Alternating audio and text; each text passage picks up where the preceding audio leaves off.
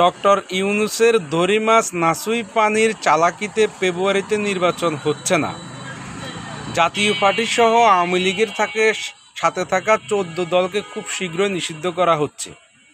তখন বিরোধী দল থাকবে জামায়াত, এনসিপি এবং অন্যান্য ইসলামী দলগুলো। ওই ইসলামী দলগুলো এবং জামায়াত চাচ্ছে পিআর পদ্ধতিতে নির্বাচন, তা না হলে তারা নির্বাচনে যাবে না। এবং তারা আরও বলতেছে বর্তমান পরিস্থিতিতে প্রশাসনের অবকাঠামো নেই যে নির্বাচন করার মতো, আরও অন্য কারণ দেখিয়ে তখন তারা নির্বাচন বয়কট করবে।